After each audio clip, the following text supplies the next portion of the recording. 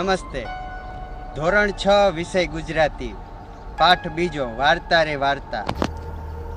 વાર્તા બનાવવાના પ્રયોગ હેઠળ આ વાર્તામાં હાથી ઉન્માદમાં આવી આંબાની ડાળી પર રહેલ કાગડીના ઈંડાને ફોડી નાખે છે અને કાગડી એ પક્ષીઓના રાજા ગરુડને ફરિયાદ કરે છે.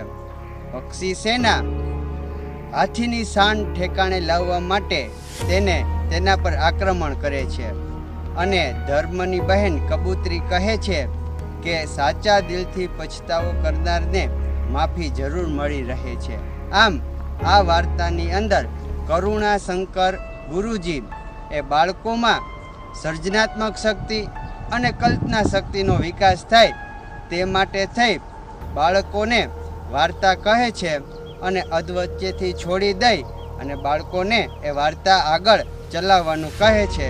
તો ચાલો જોઈએ આપણે જૂર પ્રાથમિક શાળાના બાળકો દ્વારા આ વાર્તા નિહાળીએ.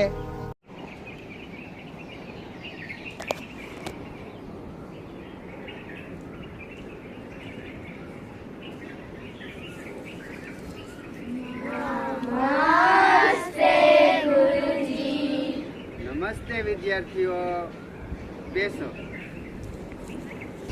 બાળકો બોલી ઉઠ્યા. કરુણાશંકર ગુરુજીએ કહ્યું. તો ચાલો આજે આપણે એક નવી વાર્તા કરીએ. હું વાર્તા કરીશ અને વચ્ચેથી છોડી દઈશ. જ્યાંથી છોડી દઉં ત્યાંથી તમારે આગળ ચલાવવાની. એક હતો હાથી, મસ્ત અને જબરજસ્ત. ગાઢ જંગલમાં રહેતો હતો. ઉનાળાનો બપોર હતો. હાથી તાપથી સિયાવિયા થઈ ગયો. આંખો બંધ કરી છાયાની ઠંડક માણી એણે. ઘડી બે ઘડી પછી આંખ ઉઘાડી અને જોયું તો આંબા પર કેરીઓ લૂમે ને ઝૂમે લચી રહી છે. કેરીઓ ધોતો જાય અને મૂકતો જાય. શેરી પણ કેવી રસદાર અને કસદાર ખટમથોડી મોંમાંથી પાણી છૂટે તેવી હાથીના કોઠે ટાઢક કરી હાથી ખુશખુશાલ થઈ ગયો. માથું હલાવતો જાય, કાયા ડોલાવતો જાય. જેલમાં આવી ગયો. હાથીએ સડાક કરતી એક ડાળીને પકડમાં લીધી અને ડાળી કડડા કરતી તૂટી પડી.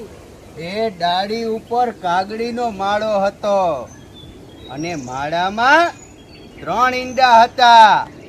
ભોંય પર પટકાઈ અને ઈંડાના તો ફોદા નીકળી ગયા અને ઘેરી ગટામાંથી અવાજ આવ્યો કે હાથી ભૈયા, આ તે શું કર્યું? એને કોઈ કાગડીએ કડકડાટ મચાવી મૂક્યો. ચારે દિશાથી ક્રાવ ક્રાવ કરતા કાગડાઓ એકઠા થઈ ગયા. હવામાં ઝૂંડ વિચરતા ગર્જના કરતો હાથી ઠંડક નીચે ચાલતો થઈ ગયો. કાગડીએ નાતના પંજવે ફરિયાદ કરી. મહાજન, મારે પણ આ હાથી સામે ફરિયાદ નોંધાવી છે. એને વગર વાગાગુને મારે ઈંડા ફોડ્યા છે, મારા બચ્ચાની હત્યા કરી છે. કાગડી સાધરે પણ સાથ પુરાવ્યો. નાતનો મુખી કાગડીને લઈ પંખીઓના રાજા ગરુડના દરબારમાં ગયો. દરવાજે ગીરની ચોકી છે. ડેલીએ કુકડાની પડઘમ ગાજે છે. મેડીએ બુલબુલની શરણાઈ વાગે છે. ચોકમાં ન્યાયની ધજા ફરફરે છે. રાજા ગરુડ સભા ભરી બેઠા છે. પાસે અસનું પ્રધાનમંડળ બિરાજ્યું છે. પ્રધાને મંડળે કાગડીની ફરિયાદ સાંભળીને ચુકાદો જાહેર થયો. ગુનેગાર હાથીને દેશવટો આપવામાં આવે. બાદ સેનાપતિ તરત સજાને અમલ કરે. સેનાપતિ 12 સૈનિકોની ટુકડી સજ્જ કરે. હાથીની શોધ આરંભ થઈ છે. હવાઈ તપાસ શરૂ થઈ. સરોવરને માથાડીને હવાઈ ટુકડી થંભી. સરોવરમાં પાણી હિલોળા રહી રહ્યા છે. ચોપાસ વનરાય વિસ્તરી છે. ઝાડના ઝૂંડમાં પંખીઓ કલગાન કરે છે. મોર ગહકે છે, કોયલ ટહુકે છે, કબૂતર ઘૂઘવે છે, હોલો ઘૂઘુ કરે છે અને કમળવનનો મીઠો પવન હૈયામાં હર્ષ ભરે છે. સરોવર છાતીપુર પાણીમાંથી ઊભો છે. ઝુંડમાંથી પાણીના ફુવારા ઉડાડીએ સ્નાન કરે છે. ઘડીકમાં કમળવનમાં ધમાસણ મચાવે છે. ઘડીકમાં સૂંઢ ઊંચી કરી ઘેર નાંદે આનંદનો ચિત્કાર કરે છે. કાગડી બોલી ઉઠે છે, મારા ઈંડાનો નાશ કરનારો આજ દૃષ્ટિ હાથી બીજા સાક્ષીઓ પણ સૂર પુરાવે. અને બાદ શબ્દ રવામાંથી તીવે છે. હાથી પર ખસે છે અને તેની પીઠ પર તીણી ચાંચીનો જોરદાર ઘા મારે છે. હાથીના રંગમાં ભંગ પડે છે અને છળી ઉઠે છે. ત્યાં તો બાટુકડી તેના પર ચારે બાજુએથી હલો કરે છે.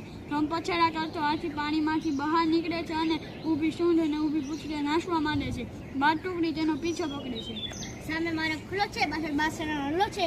હાથી કશું સારો નથી, બચવા એક યાર નથી. આપણો ફાફડો દોડી જાય, હિંમતથી કરી દોડ્યો જાય. પાછો ધેમાર કરતી બાદ છે ને આવી રહી છે. વિરુદા વનની હદ પૂરી જાય છે. સામે ડુંડરની આદિ દિવસ છે. ડુંડરની પેલી બાજુ વેરાન છે. ડુંડરની સાતદી જાતિમાંથી હાથી બહાર નીકળી જાય છે અને આમાં હાથી હદ પાસ થાય છે.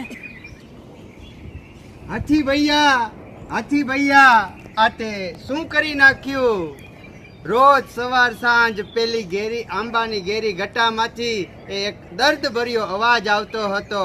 એ અવાજ ધોળી કબૂતરીનો હતો. તે હાથીની ધર્મની બહેન હતી. ભૈયાના અપરાધથી કબૂતરી એ ગમગીન હતી. હદપારથી તે બેચેન હતી. રોજ મૂંગું કલ્પાંત કરતી હતી. દિવસો પર દિવસો વીતતા જતા હતા. શું કરવું એને ખબર નહોતી પડતી. એને કાંઈક વિચાર આવ્યો. સવારનું પેલું કિરણ ફૂટતા જ તે ઉડી નીકળી. વન વટાવ્યું, ડુંગરોની દેવાળો ઓળંગી. તે પોતાના હાથી ભાઈને શોધવા નીકળી પડી. આકાશમાં કોઈ ભૂલી ભટકતી પક્ષી નજરે પડે છે. ધરતી પર ભાગ્યે જ કોઈ પ્રાણી આંખે ચડે છે. નાના નાના ઝાડવાથી ધરતીના છેડા સુધીનો આખો પટ છવાયો છે. એકાદ આછુપાછું ઝરણું વહી રહ્યું છે. આખા વેરાન પટમાં એકલી જ આંખ ભરાતી લીલી પટ્ટી છે. એ પટ્ટીના આછા અધૂરા છાંયડામાં હાથી શરીર સંકોચીને પડ્યો છે. પોતે કરેલા પાપનો તેને પસ્તાવો થાય છે. એને કોઈની પાખોનો ફફડાનો ભાસ થાય છે. એ ઘેરમાંથી જાગે પેલા ધીમે નીકળે છે અને કાને અથડાય છે. હાથી ભૈયા એ આખું ગાડીને જવે છે તો સામે કબૂતરી આવીને તેના સૂંઢ પર બેસી ગઈ. આશ્ચર્ય થઈ તે આનંદથી બોલી ઉઠી, કોણ? મારી કપૂરી બહેન. અને એની આંખમાં બોલ જડા આંસુ સરી પડે છે. કબૂતરી કહે છે, ભૈયા આનંદમાં આવા ગયા તો ભાના બુજે ન કરવાનું તું કરી બેઠો. તારે મન તો અસુર થાય, પણ પેલી બિચારી કાગડી ઈંડાનો ઘાણ જ નીકળી છે. હાથી કહે છે, બહેન જોરમાં હું એક ભૂલ્યો. હસવાથી ખસવાન થઈ ગયો. આજે મને તેનો ખૂબ પસ્તાવો થાય છે. બહેન કાગડી મને માફી આપશે?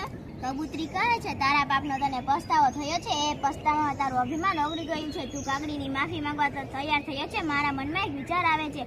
હું પક્ષીઓના રાજા ગરુડ પાસે જાઉં ને તારી માટે દયાની યાગચાંદની માફી માંગુ. સાચા દિલનો પસ્તાવો કરનારને માફી જરૂર મળે છે. અને કબૂતરી ઉડીને સીધી રાજગરુડ પાસે પહોંચી. ગરુડે કબૂતરીની વાત સાંભળી અને હાથીની હત્યાની સજા માફ કરી. હવે હાથી પોતાના વનમાં પાછો ફરે છે અને માથા પર થોડી કબૂતરી બેઠી છે. હર્ષના ગીત ગાતી કબૂતરી એને પેલા આંબાની વાટે દોરે છે. ધીમી ગતિથી એ આંબાની નીચે આવી ઊભો રહે છે. ધીમેથી સૂંઢ ઉચકે છે અને લાંબો ચિત્કાર કરે છે. એ ચિત્કારથી આંબાની કુંજો ગુંજી ઉઠે છે. ઝાડના ઝૂંડમાં આ ગર્જના પડઘા પડે છે અને મીઠા અવાજે ગીત ગાતી કોયલ હાથીને માથે આવી અને બેસી જાય છે.